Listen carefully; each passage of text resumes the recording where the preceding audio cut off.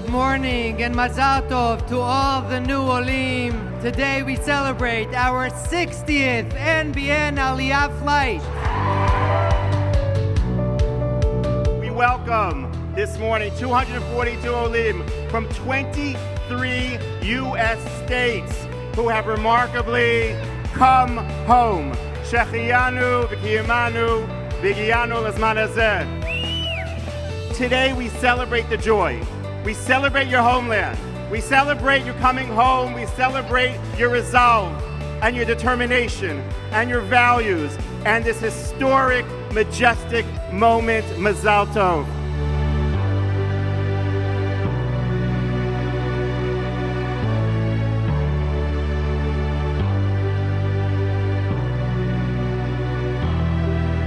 We are happy to observe each one of you.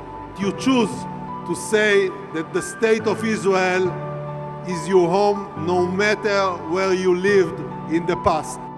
This week we celebrate 90 years to the existence of the Sochnut, and there could not have been a better gift than seeing this wonderful hall with so many Olim.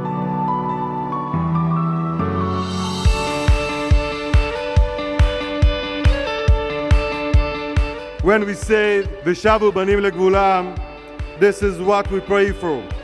You are returning home, and all Israelis welcome you to the state of Israel.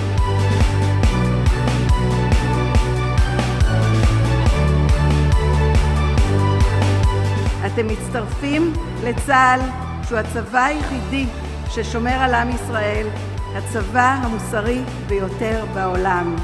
גם אם אתם נקראים חיילים בודדים, אתם לא בודדים. כולנו איתכם תמיד. You're just beginning the journey for the rest of your lives. You'll build Israel, you'll build your lives with your family, your friends. You'll make new acquaintances. You're going to have an amazing life here. Welcome and welcome and welcome.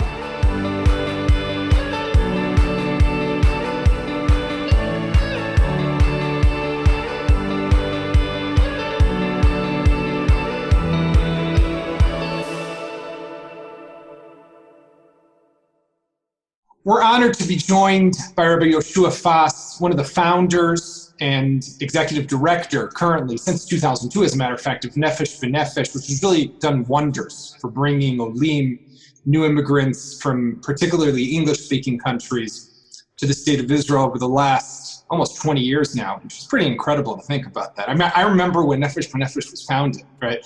Let alone that now it's already been 20 years. So I guess that also means how old I am.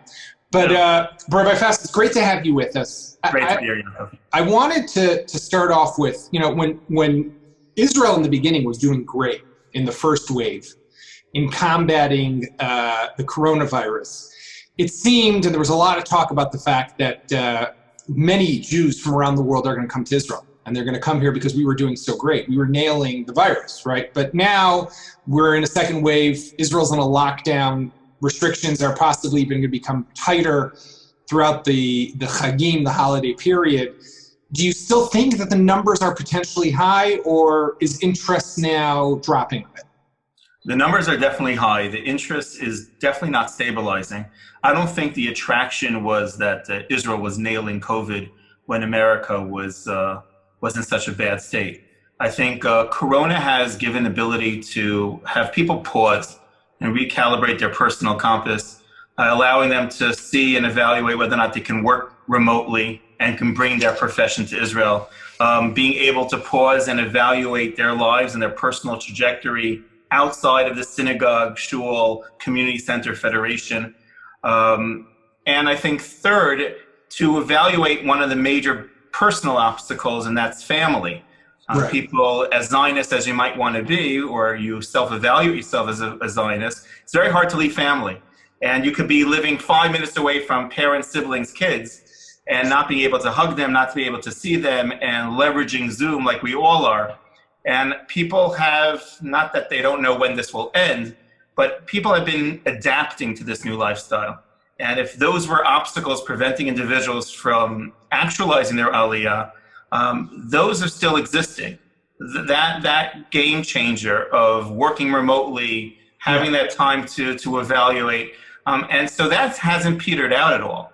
I'm curious now, I hear from a lot of people that the remote working, because I mean, I think of, family members of my own, lawyers and business people who haven't been in an office in now 6-7 months, right? Right. They could work anywhere on the globe, right? So they're working today. from their vacation home in Long Island or from their apartment in Manhattan, but they could very well work from Jerusalem, Ra'anana, Beit Shemesh, Modi'in, anywhere and keep the job. And that's what we're seeing, and that's what people are articulating. I have family members who are diehard Zionists, but they never thought they would be able to transfer their profession here in Israel. And now they're being encouraged to work from home. They're like, why am I working from home in Teaneck? Let me move to Israel. What are you seeing in terms of the Olim who've came here? There were some of those planes that did land during COVID over the last 6 months. Aliyah has continued after all. How have they acclimated? So it's remarkable. It's a great question, and I think these Olim are heroes. Since April 1st, we've had over 1,600 Olim that arrived, that made Aliyah. And that's... It's hard enough to make Aliyah, let alone... 100%. Just imagine when we made Aliyah. Now add to it the difficulty of getting the paperwork because half the offices are closed in the States. Right. Bringing medical documentation that you don't have corona. Having El Al grounded.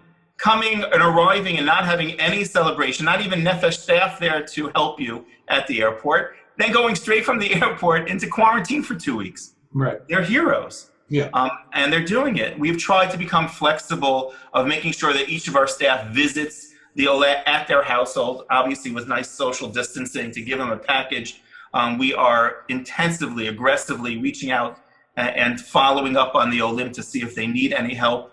And they're using their own networks. And I think the community, the greater community, has been remarkable, extraordinary with the services and just the sensitivity that they've offered and they've given to the Olim that have arrived over the last 3-4 months. How many people, I'm just curious, how many people have opened up case files through you over the last I love numbers. Yaakov, you ready for some numbers? Here's some numbers. So I started with, I did this for you. I did a little bit of a statistical download. So let's start from April 1st. April 1st to now, 15,897 families, unique families, have called us, have called our hotline asking for information. Now, just to put it into perspective, what were the numbers in 2019 in terms of 4,000, 5,000. 4,000 families or people? 300%, exactly. Wow, that's incredible. During this period. 7,000 families downloaded an application since April 1st. 5,000 families submitted applications since April 1st. Wow. And we have 2,275 families who submitted for Aliyah for next year, for 2021, separate from these statistics. So already now in September 2020, we have over 4,500 people who are interested in making Aliyah next year. I believe that if things are put into place and we don't miss this opportunity, we can see a huge spike. Yeah. This is not hyperbole that we're saying that this is the greatest number of Aliyah interest in North America since 48. It's true. This is empirical. Question is whether or not we can, as a government, as the agencies involved, step up to the plate and make sure it's an incredible opportunity. The numbers are just astounding. I mean, who would have imagined, first of all, just on a regular year, but especially at a time, like you said before, where there's this emergency crisis out there and people are still willing to uproot themselves and move across the globe. It's just incredible. Listen, I think it's a perfect storm. Also, what's happening politically and socially in America on either parts of the aisle have made individuals really reevaluate their comfort level. Let's put it that way. Let's be politically correct. Right. And thirdly, the fact that Israel has closed its borders has really been a wake-up call to a lot of American Jews. And I think people yearn more to be able to come here. Oh, your heart pines for what it can have. Right. So tell me, you guys used to be known for your big Aliyah fairs, right? Fairs and sessions. It's killing us. Right. We're not there. Everything is virtual nowadays. Do you have is there a target date that you've set, Rabbi, where you say, okay, I want to by, I don't know, January 1st or something, or is that impossible still?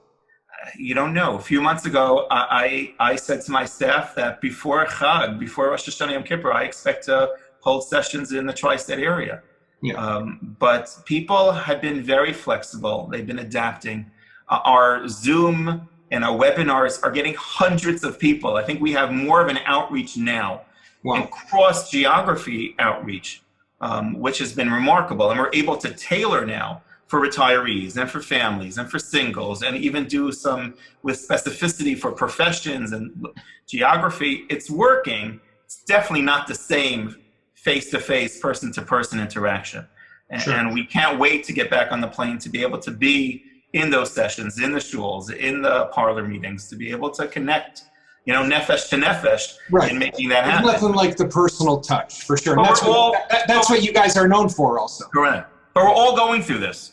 Right. We're all finding creative ways to somehow manage with these barriers.